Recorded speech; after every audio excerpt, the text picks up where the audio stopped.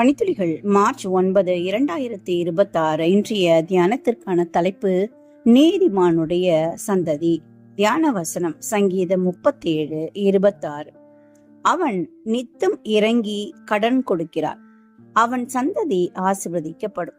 J ஆஸ்வல்ட் Sanders பிரசித்தி பெற்ற ஊழியக்காரர் தான் எழுதிய A Spiritual Clinic எனும் தமது புத்தகத்துல நியூயார்க் நகரத்துல இருந்து 2 குடும்பங்கள்ல வரலாற்றை ஒப்பிட்டு பார்த்து ஒரு விசேஷித்த காரியத்தை கீழ்கண்டவாறு கண்டறிந்தார். மேக்ஸ் ஜீக்ஸ் அவர் கடவுள் பக்தி இல்லாதவராக துன்மார்க்க ஜீவியம் செய்தவராக இருந்தார்.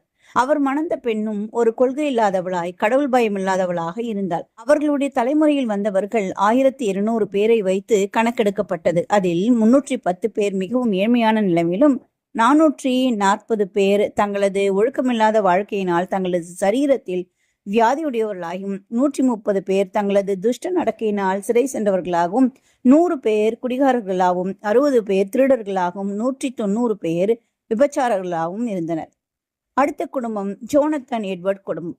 அவர் தேவனுடைய மனிதனாக கர்த்தருக்கு உண்மையாக ஊழியம் செய்தார். அவர் மணந்த பெண்ணும் கர்த்தருக்கு பயந்தவர்கள். அவர்களுடைய தலைமுறைகளில் வந்தவர்கள் 300 பேர் போதகர்களாகவும் மிஷனரிகளாகவும் வேதாகம கல்லூரியில பேராசிரியர்களாகவும் 100 பேர் சிறந்த வக்கீல்களாகவும் 30 பேர் நீதிபதிகளாகவும் 60 பேர் வைத்தியர்களாகவும் 14 பேர் கல்லூரிகளில் துணை முதல்வராகவும் ஒருவர் பாராளுமன்றத்துல துணை ஜனாதிபதியாகவும் உயர்ந்த நிலையில இருந்ததாக கணக்கெடுப்பு கூறுகிறது. நீதிமான் தன் உத்தமத்திலே நடக்கிறான், அவனுக்கு பிறகு அவன் பிள்ளைகளும் பாக்கியவான்களாயிருப்பார்கள் என்று நீதிமொழிகள் 27 வாசிக்கிறோம். பிரியமான சகோதரனே சகோதரி, நீங்கள் நீதிமான்களாய் இருந்தால் உங்களுக்கு பின்வரும் சந்ததியும் ஆசீர்வதிக்கப்பட்டதாய் இருக்கும். நீங்கள் கர்த்தருக்கு பயந்து அவர் வழிகளில் நடந்தால் சங்கீதம் 128 சொல்லப்பட்ட அத்தனை ஆசீர்வாதங்களும் உங்களையும் உங்கள் சந்ததியும் வந்து சேருமா.